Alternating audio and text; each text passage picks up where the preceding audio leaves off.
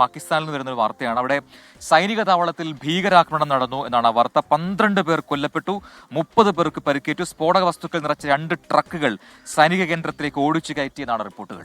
6 ഭീകരരെ വധിച്ചതായി പാക് സൈന്യം അറിയിക്കുന്നുണ്ട്. ബൽറാം നെടുങ്ങാടിയാണ് ഡൽഹിയിൽ നിന്ന് ഈ വാർത്തയുടെ വിശദാംശങ്ങളുമായി ചേരുന്നത്. ബൽറാം, ഈ ഭീകരാക്രമണം ഉണ്ടായി 12 പേർ കൊല്ലപ്പെടുന്ന സാഹചര്യം, ഇതിനു പിന്നിൽ ആരാണ് എന്ന കാര്യത്തിൽ വ്യക്തതയുണ്ടോ? കൂടുതൽ വിവരങ്ങൾ.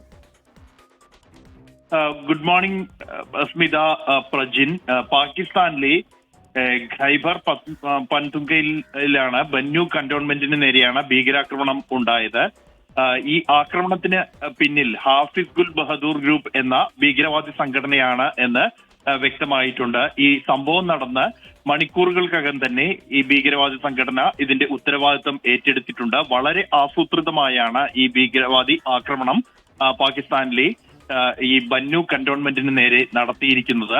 ആദ്യ ഘട്ടത്തിൽ ഈ സ്ഫോടക വസ്തുക്കൾ നിറച്ച 2 ട്രക്കുകൾ കന്റോൺമെന്റിന്റെ ഗേറ്റിലൂടെ ഇടിച്ചു കയറ്റുകയായിരുന്നു. തുടർന്ന് ഭീകരവാദികൾ ഇരച്ചു കയറുകയും ചെയ്തു. ഏതാണ്ട് 15ഓളം ഭീകരവാദികൾ ഈ കന്റോൺമെന്റിനകത്ത് പ്രവേശിക്കുകയും തുടർന്ന് ഈ ഇവിടെ ഉണ്ടായിരുന്ന സൈനികർക്കും സിവിലിയൻസിനും നേരെ വെടിയുതിർക്കുകയുമായിരുന്നു.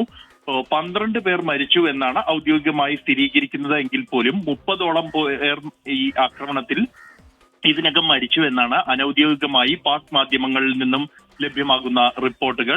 6 ഭീകരവാദികളെ സൈന്യത്തിന്റെ പ്രത്യാക്രമണത്തിൽ വധിച്ചിട്ടുണ്ട്. ഇത് 8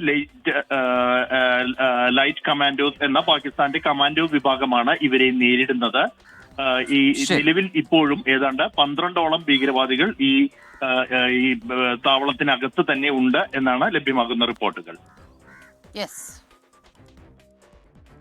ബൽറാം നെടുങ്ങാടിയാണ് വിശദാംശങ്ങൾ നൽകിയത്. പാകിസ്ഥാനിലാണ് ഇതിലൊരു ഭീകരാക്രമണം. കുറെ നാളുകളായി ഇത്തരം വാർത്തകൾ അവിടെ നിന്ന് കേട്ടിട്ട്, പക്ഷേ ഇതിപ്പോ വീണ്ടും ആ പാതയിലേക്ക് തന്നെ പാകിസ്ഥാൻ പോകുന്നുണ്ടെന്നതാണ്. വലിയൊരു അരക്ഷിതാവസ്ഥ പാകിസ്ഥാന്റെ പല ഭാഗങ്ങളിലും ഉണ്ട് എന്ന് നമുക്കറിയാമല്ലോ. അത് സൈനിക താവളത്തിൽ തന്നെ ഭീകരാക്രമണം നടക്കുന്നു എന്ന് പറയുമ്പോൾ തീർച്ചയായിട്ടും അതൊരു അലാമിംഗ് സിറ്റുവേഷൻ ആണ്. വരും മണിക്കൂറുകളിൽ അതിന്റെ കൂടുതൽ വിവരങ്ങൾ നമുക്ക് ലഭിക്കും. അത് പ്രേക്ഷകരിലേക്ക് എത്തിക്കാം.